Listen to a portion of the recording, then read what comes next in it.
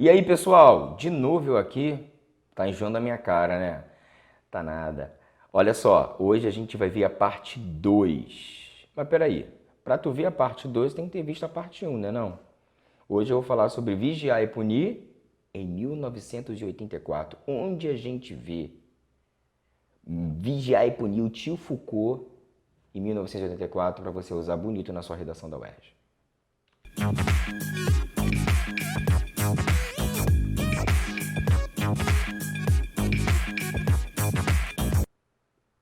Para quem não me conhece, eu sou Júlio Amorim, professor de redação do Foco Medicina.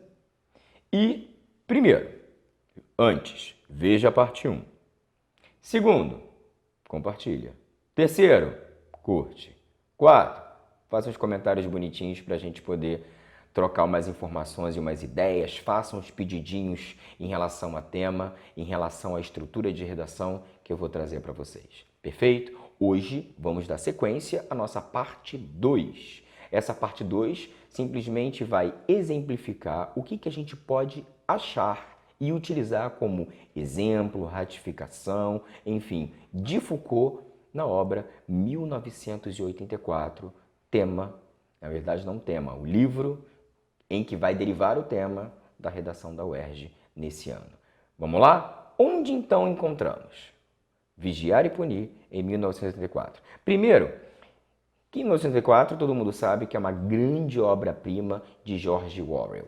O cara foi responsável por uma coisa que todo mundo hoje vê. Tem cada vez mais doida, né? Agora tem até reality show de gente pelada, mas tudo bem. O cara criou os reality shows, popularizou, entrando de vez no imaginário mundial e tornando-se um símbolo de toda a era, que é o Big Brother, nos mesmos termos, inclusive. Então esse de forma mais intrínseca, é o texto original de 1984, que é dada praticamente o nome a essa entidade onipresente que está em todos os lugares de um lugar chamado Oceania por meio de uma teletela, quase igual essa que você está vendo aí. Eu sou quase o Big Brother da sua vida, ó. Tô te olhando, tô te vigiando, ó. O tempo todo, o tempo todo. E aí existia uma frase bem clara, clássica, icônica. Em todo lugar que se via, o Big Brother está de olho em você. Essa citação, essa forma de abordagem à sociedade estava em todos os lugares da cidade. Cartazes, pinturas, completamente abaixo lá da imagem do ditador que está de olho em você. O que isso quer dizer, gente? Quem está de olho em você? É o Estado, é o governo. Você está sendo vigiado o tempo inteiro. São as câmeras, é o Google, é a internet, a manipulação de dados. Olha a tecnologia, olha que livro contemporâneo. Eu trouxe algumas citações hoje para a gente ratificar com exemplos do livro, até para poder dar um encorpamento melhor ao seu texto e uma compreensão mais global para você. Olha essa. Você era obrigado a viver e vivia em decorrência do hábito transformado em instinto, acreditando que todo som que fizesse seria ouvido e todo movimento examinado meticulosamente. Rapaz, até peidar, tu peidasse, tu ouvia. É exatamente o que o Orwell está dizendo aí, está apresentando. O cara era vigiado o tempo inteiro. Comecem a avaliar a relação com a aula 1 que a gente está avaliando hoje, que é vigiar e punir. Olha a ideia da observação contínua, perfeito? Então, nessa história, nós temos um personagem principal, que é o Winston. E ele acaba se rebelando contra essa opressão da sociedade, né, que era completamente criada, mimetizada por Orwell. E assim, quem simplesmente pensava em agir contra esse governo, cometia um crime chamado pensamento-crime e era pego pela polícia das ideias. O próprio nome diz. Pensamento-crime é você pensar contra algo bem articulado, desenvolvido, um sofisma interno, né? Você pensar sobre algo que poderia se chocar com os ideais apresentados por um governo. E aí existia a polícia das ideias que ficava fiscalizando se o cara pensava ou manifestava alguma forma, né, de ideia que pudesse ameaçar essa estabilidade do governo. Então, 1984 e apresenta uma estrutura social marcada por elementos de disciplina muito elevados, um Estado que controla os corpos, as mentes. Isso é muito importante. Ele não só controla o horário que se chega, o horário que se dorme, o que se vai, para onde se vai, o que se veste. O cara controla a cabeça. É um método de controle social. Lembra de vigiar e punir? Olha que bonitinho esse link. Certo? Muito mole de associar. Então vamos seguir. Outro ponto de destaque dentro do livro é a questão da linguagem, da língua. Para quem não sabe, existia a ideia da nova fala. O que seria essa nova fala? Era justamente destruir qualquer tipo de palavra que pudesse ser usada verbalmente para ameaçar essa estabilidade do governo.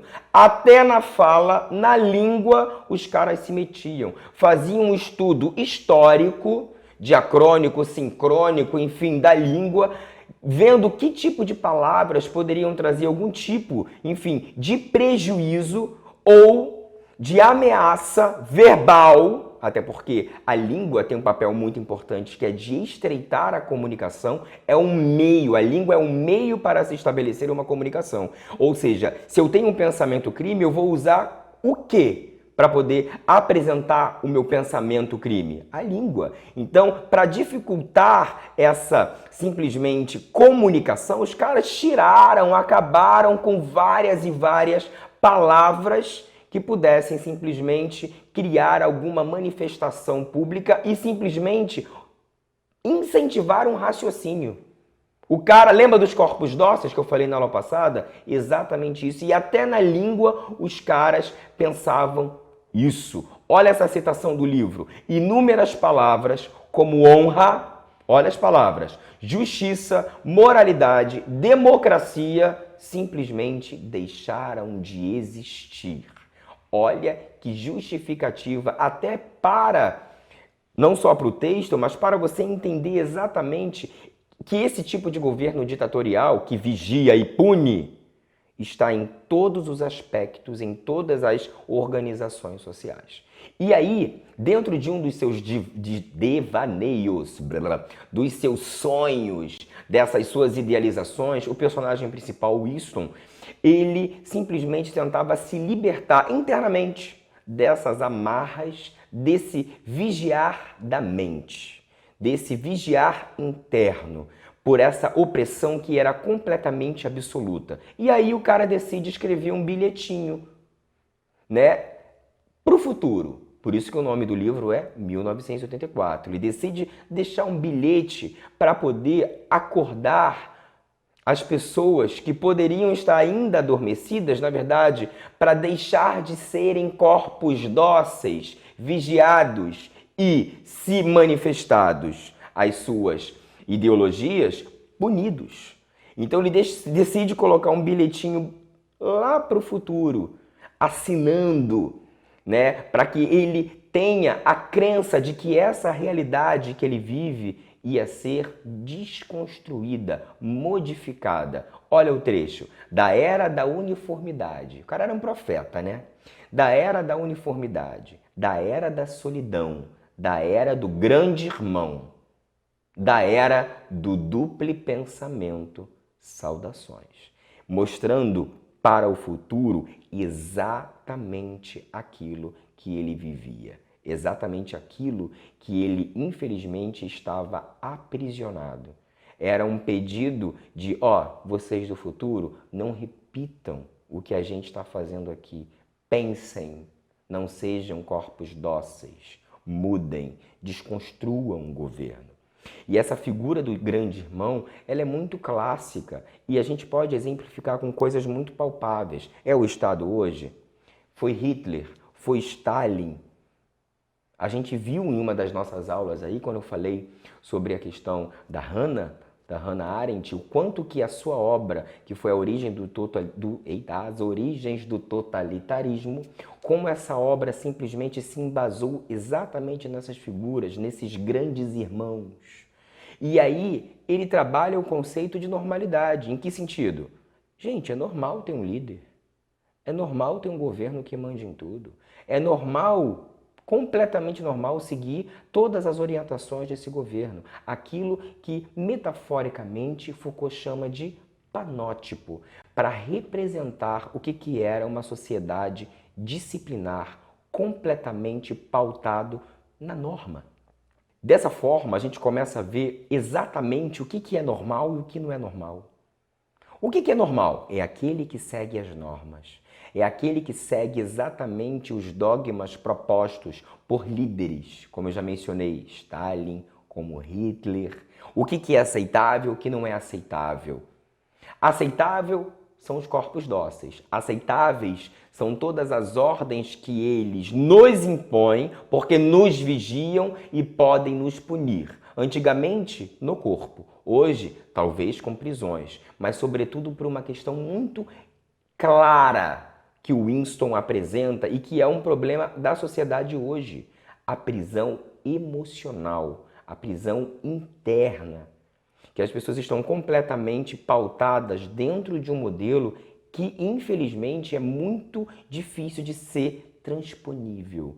Essa é a questão. Esse aparelho estatal foi desenvolvido exatamente para essa finalidade. Manter a sua própria estabilidade, manter o seu poder e manter todo mundo ali, ó, sob o seu controle.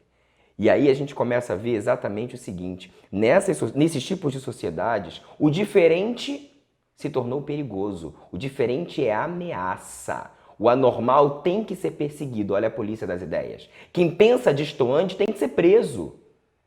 E aí a gente começa a ver um conceito muito trabalhado por Orwell de sanidade mental. Sanidade mental seria exatamente aquele que tenta ter seu equilíbrio. E ele fala o seguinte, a sanidade mental era estatística. Tratava-se simplesmente de aprender a pensar como eles pensavam, apenas. O que ele está dizendo? O cara que vive um modelo desse não é uma pessoa.